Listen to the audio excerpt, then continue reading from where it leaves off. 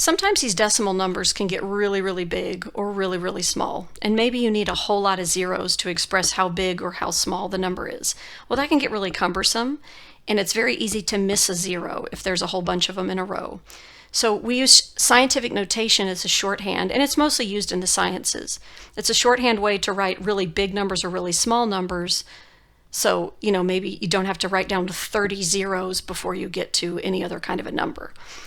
So the definition for scientific notation is that a number is in scientific notation if it's in this form, a times 10 to the b power, where a, this front number, must be between 1 and 10. It has to be a number between 1 and 10. It could equal 1, but it can't equal 10. So anywhere from 1 up to 9.999999, however many nines you want to put on it. That's what A is. And then B is always going to be an integer. So B is always going to be either a positive or a negative whole number. And it's going to indicate how many places your decimal is moving when you use the shorthand notation. So first let me show you how to write two numbers in scientific notation. So we're going to not have to write all the zeros when we're done with this. We're going to write scientific notation instead. So this number is a really big number, right? This is your millions. This is billion, so 4,520,000 is what that number would be. So the normal decimal is sitting right here. So you have to think, okay, I'm going to pick up that decimal and I'm going to drop it somewhere over here where I have numbers that are not zeros. I'm going to drop my decimal in there, and I need to create a number that's between 1 and 10. So if I put the decimal here, it'd be 4,520. Well, that's not between 1 and 10. If I put the decimal here, it'd be 452. If I put it here, it'd be 45.2. And if I put the decimal here, it would be 4.52. And that's where I need to drop it if I want to have a number that's between 1 and 10. So the new decimal is going to go right there. So we have 4.52. And now we have to figure out what exponent we're going to put on the 10. Well, you just have to count what's the distance that you went, like how far did you move this decimal? 1, 2, 3, 4, 5, 6, 7, 8, 9. So it moved 9 places. And so you put a 9. And because the number is big, we use a positive exponent. So positive exponent will indicate that you have a big number. And a negative is going to indicate that you have a small number. So since this is a big number, think of it in terms of money. If it's an amount of money you'd like to have, it's probably a big number. So that, yes, that'd be awesome, right? You could help so many people if you had that much money. So 9, I'm going to make it a positive exponent. 9 places is how many places I move the decimal.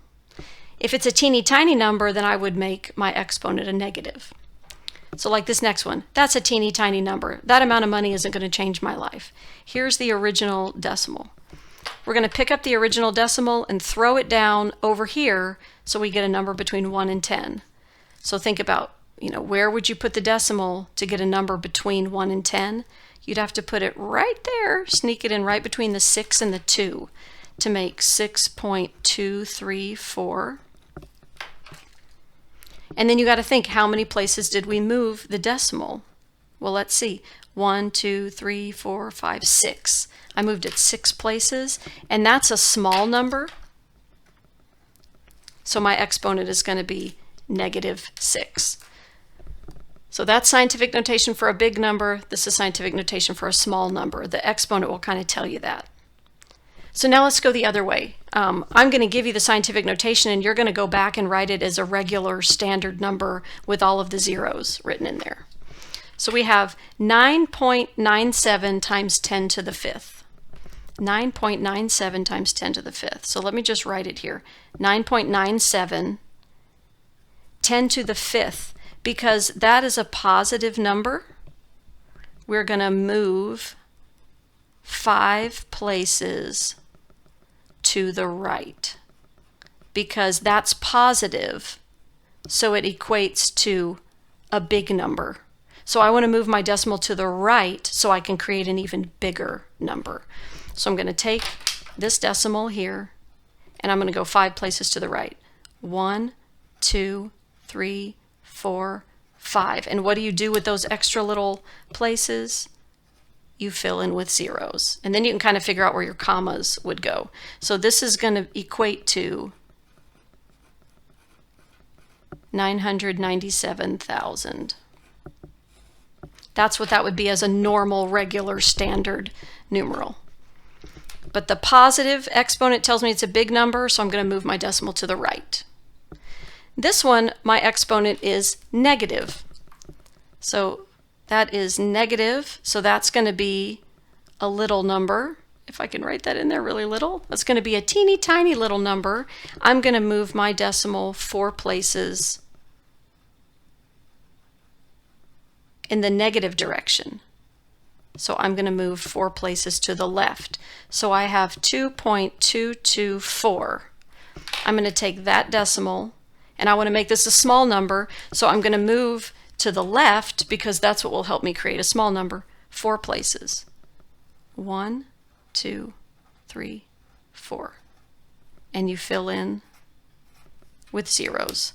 So we are looking at this tiny number of 0.0002224. I almost couldn't even fit it in there. Just make sure y'all get the right number of zeros in there. Should be 3 zeros before you get to the number.